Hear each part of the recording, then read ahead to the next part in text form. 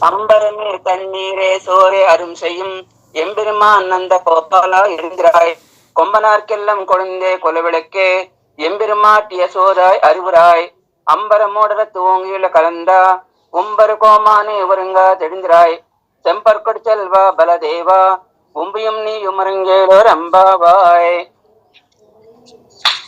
చదువుతాను తెలుగు కూడా. తాత్పర్యం కూడా చదువు. వస్త్రమే ఉదకమే అన్నమే ధర్మము చేయి మా ఇక మేలుకో ఇంతులలో మేల్బంతి ఓ మంగళ దీపమ్మ మా స్వామిని యశోద మేలుకో. పెరిగిన భవన కరిగి లోకాలు కొలిచిన మా ధర నిద్ర ముద్దు కాదురా స్వర్ణారణ మంజీరని శ్రీపాద బలదేవ నీ అనుజుడు నీవు నిద్ర మేలుకొనుడు జగతికే మంగళం కూర్చి మన శ్రీవ్రతము కలుపుతున్నారు. వస్త్రములు నీరు అన్నము కావలసిన వారికి కావలసిన ధర్మం చేయి మా స్వామి నందగోపాల మేలుకొనుము. ప్రబలి చెట్ల వలె సుకుమార శరీరంలో గల స్త్రీలలో చిగురు వంటిదానా మా స్వామిని యశోద మా వంశునకు మంగళదీపం వంటిదానా మేలుకో. ఆకాశ మధ్య భాగమున చీల్చుకొని పెరిగి లోకాలను కొలిచిన నిత్య సూర్యులకు నాయకుడా త్రివిక్రమ నిద్ర మేల్కొనుము. ఎర్రని బంగారు కడియము ధరించిన బలరామ నీ తమ్ముడు నీవు మేల్కొనండి అని ప్రార్థించిరి. గోపికలు ముందుగా నందుని ఔదార్యమును ప్రశంసించున్నారు. వస్త్రము నీరు అన్నము అవసరమైన వారికి వస్త్రం అంటే వస్త్రమే, నీరంటే నీరే, అన్నం అంటే అన్నమే. వారు తృప్తి పడినంత వరకు నిలువ లేనంతటి ఆర్తితో తన కొరకే ఇచ్చు ఉదారుడు నందగోపుడు. అందరకు దారక పోషములను సమకూర్చు ఉదారుడు మాకు మాత్రము దారక పోషకములను కూర్చడా అని గోపికల ఆశ.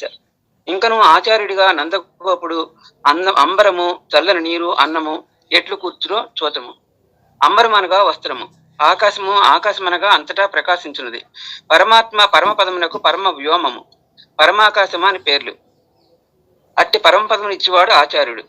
అట్లే ఆచార్యుని చల్లని జలమునిచ్చును.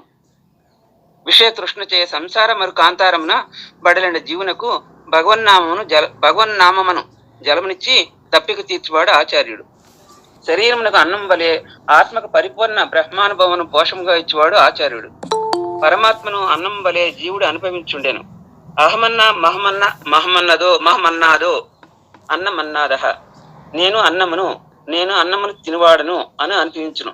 ఇంకను ఆత్మను పరమాత్మకు అనుభవయోగ్యం అగునట్లు చేయుట అన్నమియుట. ఇట్లు చేయువాడు ఆచార్యుడే. ఇంత ఉపకారం చేసిన గోపికలు మా స్వామి అంటున్నారు. స్వామి అనగా సొత్తు కలవాడు. మనము కూడా ఆచార్యుని స్వామిగా మనల్ని వారికి చెందిన సొత్తుగా భావించవలను. అందుకే ఆచార్య స్వామి వారు అనట సాంప్రదాయం. నందగోపుల వారు మేల్కొని చిరునవ్వుతో ఆశీపూర్వకముగా అనుమతి ఇవ్వగానే గోపికలు తర్వాత మంచంపై పరున్న యశోదమ్మను మేల్కొల్పినారు. యశోదమ్మకు కృష్ణునిపై వాత్సల్యము, భర్త మీద అనురాగము కూడా ఉండుటచే ఇద్దరిని అన్వయించుచు మధ్యలో పరుండెను. నందగోపుడు ఆచార్యుడు, యశోద మంత్రము. ఓం అని ప్రణవములో ఆ ఊ అని మూడక్షరములందును మధ్య ఉన్న ఉకారము జీవునకు పరమాత్మకు విడదీరాని సంబంధం తెలుపును. లేదా ఉకారము అమ్మగారిని తెలుపును. అప్పుడు ఆ అకారము పరమాత్మ, మా అకారము జీవుడు, మధ్య ఊకారము మాతృస్వరూపునిగు శ్రీ అగును. ఈ స్థితినే నంద శ్రీకృష్ణ మధ్యనున్న యశోద సూచించును. యశోద తిరుమంత్రము అష్టాక్షరి. ఇది భగవానుని తన గర్భంలో నిమిర్చుకుని కాపాడున్నది. మంత్రో మాత గురు పిత ఇట్లు ఆచార్యుని మంత్రం ప్రసన్నం చేసుకుని తరువాత మంత్రార్థమైన శ్రీకృష్ణుని మేల్కొలుపుతున్నారు. వాత్సల్యపూర్ణమైన వామనావతారంను కీర్తించున్నారు. మా కొరకు నీవు వామనుడు కానక్కర్లేదు, యాచింపనక్కర్లేదు, భూమిని కొలవనక్కర్లేదు, కనువిప్పితే చాలు, నీ దివ్య మంగళ విగ్రహ సౌందర్యమును మాకు దర్శింపజేసిన చాలును అని గోపికలు లేపగా అన్నగారిని ముందు లేపవలను కదా అని మిన్నకుండెను.